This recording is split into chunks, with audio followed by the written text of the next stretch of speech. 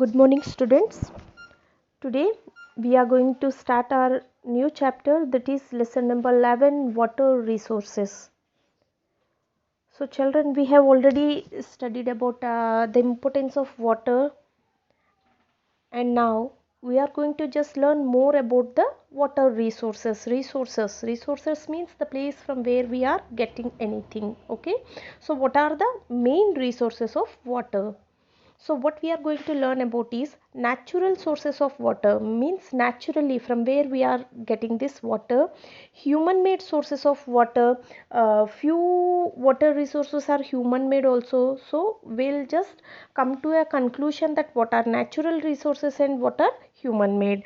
And saving water, which is very important for our life, that how to save water, because water is necessary in each and every step of our life, isn't it? So we are going to learn about how to save this. Now children, let us start with the first step.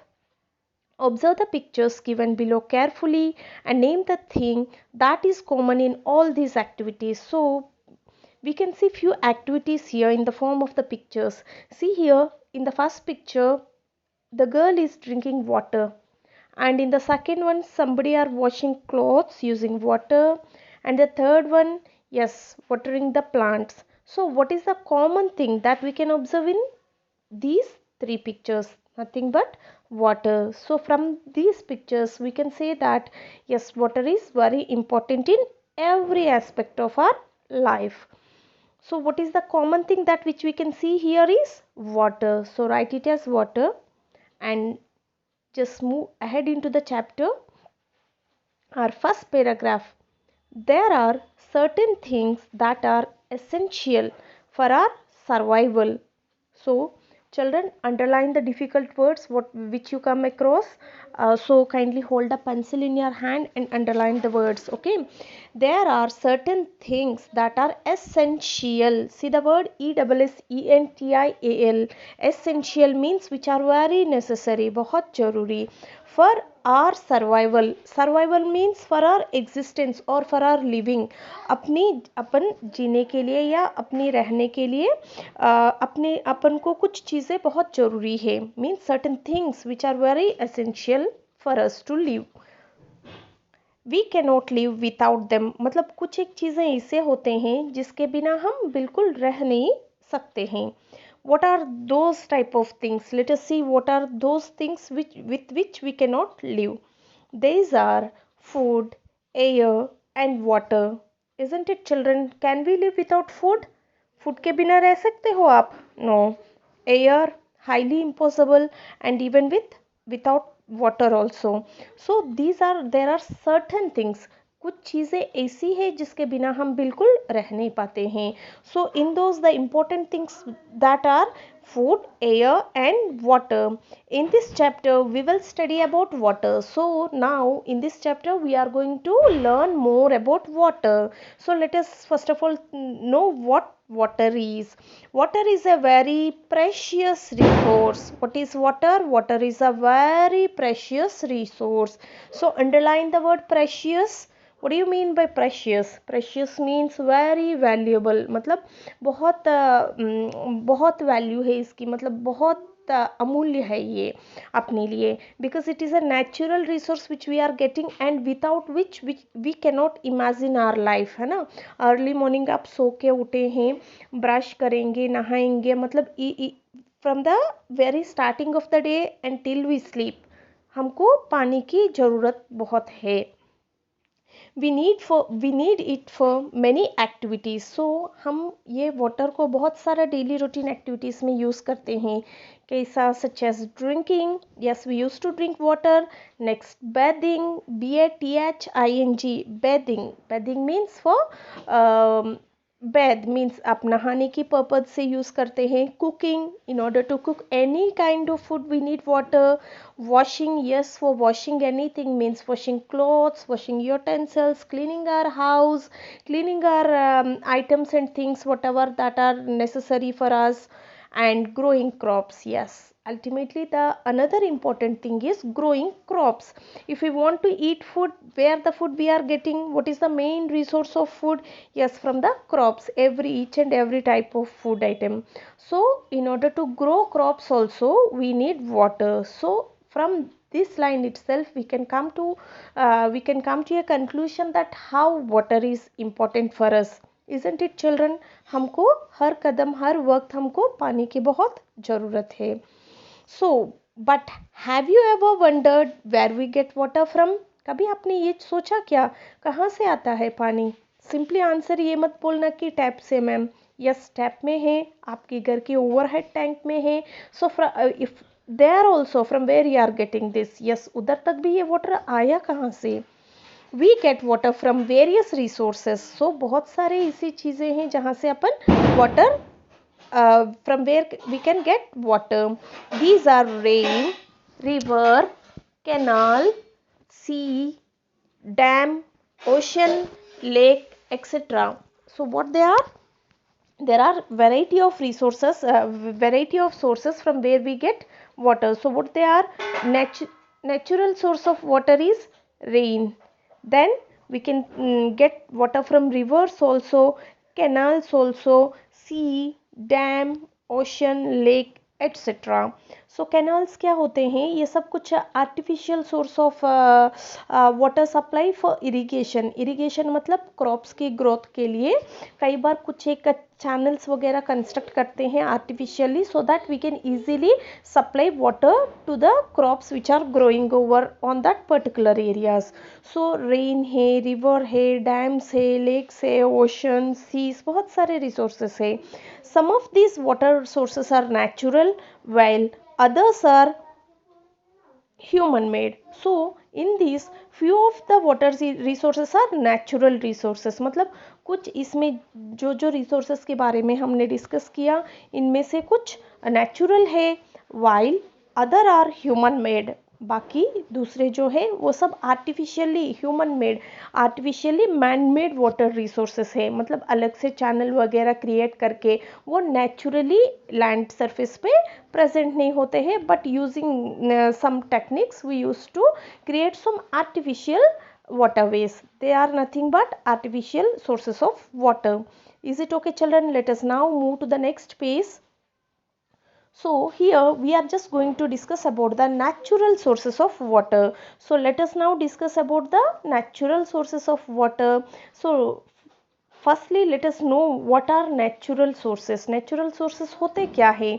The sources of water that we get from nature और known as natural sources of water. जैसा natural things क्या है, man made things क्या है, ये सब हमने already we have already discussed about all these things in our class 2 and class 3 also. So कोई भी चीज़ जो आपको नेचर से from if we are getting it naturally from the nature they are nothing but natural sources. So in the same way the source of water कुछ एक water resources nature में already present है ना.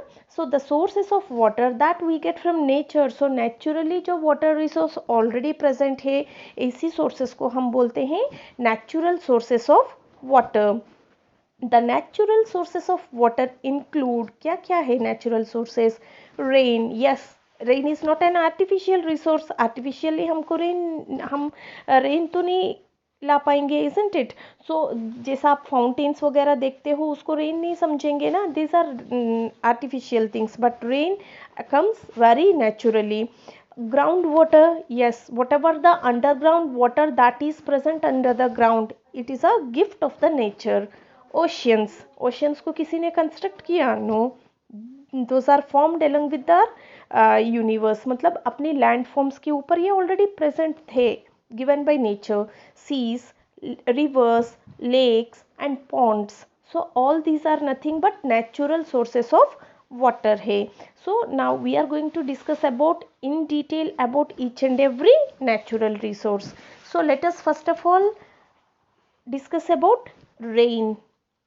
Rain is the water that falls from the clouds in the form of small drops. So children, every one of us know what rain is, isn't it, है ना। हमने rain क्या है ये तो हमें पता है, what it is a water, rain is nothing but it is a type of water which falls from the clouds in the form of small drops, small छोटी छोटी ड्रॉप्स जैसा क्लाउड से जो पानी आता है उसी को हम रेन बोलते हैं। एंड हमको ये पूरा प्रोसीजर भी पता है, isn't it, how water gets heated and again water vapor is formed, and how water vapor is again get how this water vapor goes up and forms clouds, again condensation होके हमको नीचे water आता है in the form of rain। हमको ये पूरा water circle, we have already discussed about the complete water cycle in our class 3, isn't it children? So this is nothing but rain, it is the main source of water। So whatever the water resources that are present on the earth, उनका main resource क्या है? rain। some places get heavy rainfall, so on our अपनी country में बहुत सारे places है, so हर जगह में एक जैसा rainfall होना जरूरी नहीं है।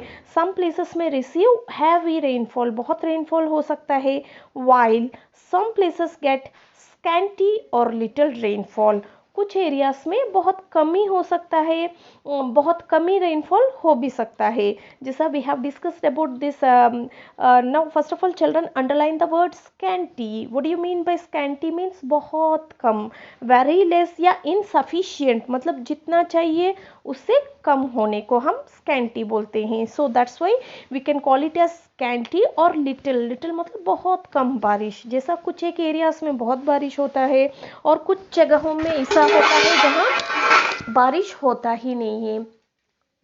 सो इसको हम बोलते हैं स्कैंटी और little rainfall. just like we have discussed about this the areas of desert where we receive very little or no rainfall. Rain is very important in India as farmers are mainly dependent on rain for irrigating their fields. So अपनी country जैसा India is a India में most of the people 70 to 75% of the people are dependent on agriculture। बहुत सारे लोग agriculture के ऊपर dependent है।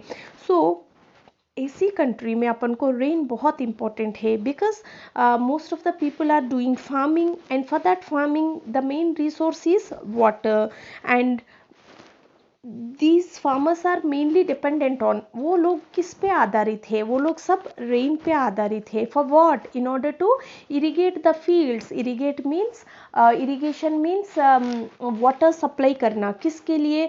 Crops वगैरह ग्रो होने के लिए, क्योंकि क्रॉप्स जहाँ फार्म लैंड्स होते हैं हर जगह वाटर की फैसिलिटी नहीं होती है, तो उनको जितना चाहिए, जैसा एवरेज रेनफॉल के ऊपर बेसिस होने के अलावा कई बार क्या होता है कुछ ज़्यादा ही बारिश हो सकता है, या कुछ साल ऐसे होते हैं बहुत ही कम रेनफॉल रिसीव किया हमने।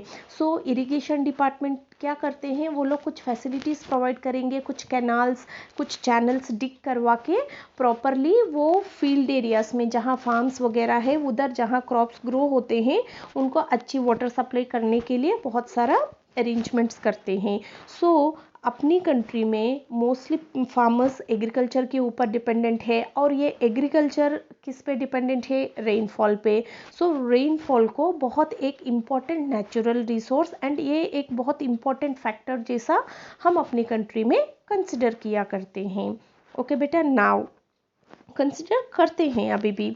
Now the second one, it is ground water. What do you mean bye ground water? ये ग्राउंड वाटर होता क्या है?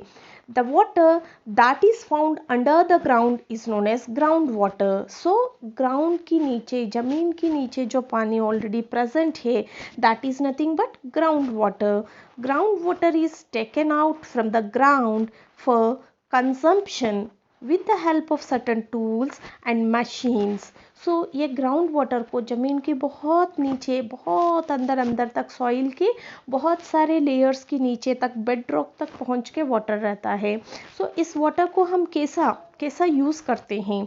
So this ground water is taken out from the ground. Ground से ऊपर लाते हैं इसको। For what? For consumption. CONSUMPTION, consumption. इसका meaning है यूजिंग अप, मतलब उसको यूटिलाइज करने के लिए, यूज़ करने के लिए। हम ज़मीन के अंदर जो पानी है उसको यूटिलाइज करने के लिए उसको ऊपर लाते हैं। कैसा लाएंगे? विथ द हेल्प ऑफ कुछ टूल्स और मशीन्स यूज़ करके ये अंडरग्राउंड वाटर को हम ऊपर ला सकते हैं। So we can see the underground water that is present given beside this picture. So see the picture that is given here. So groundwater is nothing but the water that is found under the ground. Ground के नीचे जो water आप देख सकते हो वो ground water बोला जाता है। Now the next topic is oceans and seas. Oceans are the largest water bodies present on the earth. Isn't it children? कभी आपने ओशंस के बारे में सुना होगा। महासमुंदर, महासागर, बड़े बड़े जो वाटर बॉडीज होते हैं उनको ओशंस बोलते हैं। And these are the largest water bodies, सबसे ज़्यादा बड़ा वाटर बॉडीज ओशियंस को कंसिडर किया जाता है। Seas are also very large bodies of water, समुंदर भी बहुत बड़े लार्ज बॉडीज है। बट अगर ओशन से कंपेयर करो तो सीज थोड़ा छोटे होते हैं अगर ओशन से कंपेयर किया जाता है तो। The water present in oceans and seas is salty, but the problem here is जो भी वाटर, इतना सारा पानी है अपने अर्थ सरफेस पे, फिर भी the problem here which we faces, अपन बोलते हैं ना वाटर को सेव करना, वेस्ट नहीं करना। क्यों? इतने बड़े बड़े ओशंस है अपनी कंट्री में, इतने सारे सीज हैं, तो why can't we use all the water that is present in oceans and seas? Because children the water that is present in seas and oceans is salty, वो बहुत सॉल्टी वाटर है। एंड ये सॉल्टी वाटर अपनी daily activities के लिए it is not fit for consumption, मतलब daily activities के लिए वो फिट नहीं है। Means we can not wash our clothes directly in that, we can not use it for drinking और कुकिंग। सो बहुत सारा पानी तो है एंड लार्जेस्ट वाटर बॉडीज तो ये ओशंस एंड सीज ही है अपना, but they are very salty. That is the thing which that is the main reason which why we can't use it for daily routine activities or for our domestic purposes. daily routine activities में हम ये water को use नहीं कर पाते हैं। it is not fit for consumption. so आपको use करने के लिए वो बिल्कुल fit नहीं है, because salt content उसमें बहुत ज़्यादा होता है जिसको पीने से अपने लिए हेल्थ प्रॉब्लम्स भी हो जाते हैं। And even we can't use it for any other activities too. उनको क्या, अपन को बाय यूजिंग सम प्रोसेस उसको बिल्कुल प्यूरीफाई करना पड़ेगा, then only we can use it for consumption. Is it okay children? Now rivers are smaller than seas. ये नदियाँ जिसको बोलते हैं, ये रिवर्स क्या होते हैं, समुंदर से कंपेयर करो तो ये छोटे होते हैं। Some rivers are formed from the melting of snow collected on mountains. So कुछ एक रिवर्स कैसा फॉर्म हुआ है, ये रिवर्स कहाँ से आए हैं? They are formed from the melting of snow जो पहाड़ों की हिल्स माउंटेन्स के ऊपर जो स्नो होता है वो धीरे धीरे मेल्ट होके, स्नो मेल्ट हुआ तो क्या होगा, after melting solid substance melt होके लिक्विड में आएंगे। So it will just become into water. जो भी स्नो माउंटेन्स पे कलेक्ट हुआ है वो वाटर जैसा बन के वो धीरे धीरे ऊपर से नीचे तक फ्लो होके रिवर्स फॉर्म करते हैं।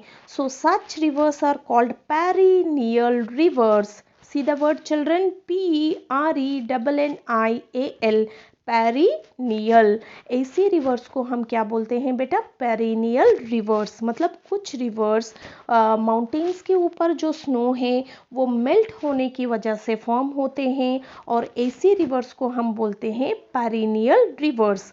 दे have water throughout the year. So ऐसी रिवर्स में पूरा ऑल थ्रू द ईयर, मतलब पूरी साल आपको उसमें पानी मिलेगा। The Ganga and Yamuna are examples of such perennial rivers. So Ganga river है, यमुना रिवर है, ये सब कहाँ से फॉर्म हुआ? We have already discussed about this in even our chapter northern mountains. Ganga, the Gangotri glacier जो नॉर्दर्न माउंटेन्स से आता है ना। सो ये माउंटेन्स के ऊपर जो स्नो होता है वो मेल्ट होके कुछ रिवर्स नेचुरली फॉर्म होते हैं। They are nothing but perennial rivers. Is it okay children? Just turn your page. Some rivers are dependent on rain, but कुछ rivers जो होते हैं वो rain के ऊपर dependent है। Such rivers are called rain fed और सीजनल रिवर्स, ऐसी रिवर्स को अपन क्या बोलते हैं, रेन फेड, मतलब जब रेन आता है तभी ये भर जाते हैं। और जिस साल अच्छा रेन है तो रेनी सीजन में बहुत सारा पानी होता है, बाकी सीजन में थोड़ा कम होता है। और in summers the even can be dry, कई बार जिस साल अच्छा बारिश नहीं हुआ हो तो उधर थोड़ा ड्राई भी होने के चांसेस है। That's why we call these rivers as the seasonal rivers, what will call as seasonal rivers. So children, already हमने सीजनल रिवर्स के बारे में in our desert, the great Indian desert chapter में भी हमने डिस्कस किया। What is the only river that flows in the desert, yes, Luni, but it is not a natural river है, वो perennial river, it is not a perennial river, वो seasonal river है। क्योंकि जब अगर बारिश हो गया तो वो रिवर कंप्लीट आपको पानी से फिल होके अपन देख सकते हैं। So what are let us know few more examples of such rivers. They are the Krishna, Kaveri and Godavari rivers are examples of rain-fed rivers. So Krishna river, Kaveri and Godavari, इस rivers को हम rain-fed rivers बोलते हैं. So clearly now you can understand that yes, there are rivers में हमको two types है, perennial which are completely filled with water all through the year, and rain fed which are only filled which are dependent on rain. Okay, now the last topic in the natural resources is lakes and ponds. ये क्या होते हैं, ये lakes और ponds rivers से भी, मतलब rivers से भी बहुत छोटे होते हैं। जैसा ocean सबसे बड़ा, ocean से seas छोटे हैं, seas से rivers छोटे हैं, rivers से भी lakes छोटे हैं। lakes are smaller than rivers and ये ponds जो होते हैं ये rivers से, सॉरी, lakes से भी बहुत छोटे हैं, and ponds are smaller than lakes. Lakes and ponds are surrounded by land, मतलब ये लेक्स और पॉन्ड्स जहाँ हैं वो उनके आसपास में, मतलब चारों तरफ लैंड एरिया भी आप देख सकते हो, surrounded, they are surrounded by land. They can also be human made, कुछ एक लेक्स ह्यूमन्स भी क्रिएट कर सकते हैं। कहीं ओपन एरिया हो और उधर इरिगेशन के लिए आपको फैसिलिटी देना हो तो we can dig up on that place, उधर अच्छे से डिगिंग करवा के नेचुरली हमको जब भी रेन आता है उधर वाटर कलेक्ट करके उसको बाद के लिए हम यूज़ कर सकते हैं। तो कुछ एक लेक्स क्या नेचुरली फॉर्म होते हैं, कुछ लेक्स ह्यूमन मेड भी होते हैं। Rain, ground water, reverse, lakes and ponds contain fresh water. So rainwater is a good important, so it is a one of the important source of fresh water. rainwater भी बहुत अच्छी fresh water है, ground water भी बहुत अच्छा fresh है, rivers, lakes and ponds का भी water fresh है। but oceans and seas में जो water है उसको हम fresh में count नहीं कर पाएंगे, because fresh water means the water that is not saline. saline means salty in taste, मतलब सलाइन मीन्स जिसमें जो वाटर सॉल्टी टेस्ट में नहीं होता है, and can be used for various activities, बहुत सारे एक्टिविटीज़ के लिए हम ये वाटर इजीली यूज़ कर सकते हैं। So whatever the water that we are getting from rain, या ग्राउंड वाटर जो स्टोर हुआ है वो, या रिवर्स, लेक्स या पॉन्ड से जो भी वाटर हमें मिलता है, it is very good, it is very fresh water and which is good for consumption and for using it in so many daily routine activities. So children, this is all about the natural resources of water, and we will continue the human made sources of water in our next class. So go through the chapter till here and thank you.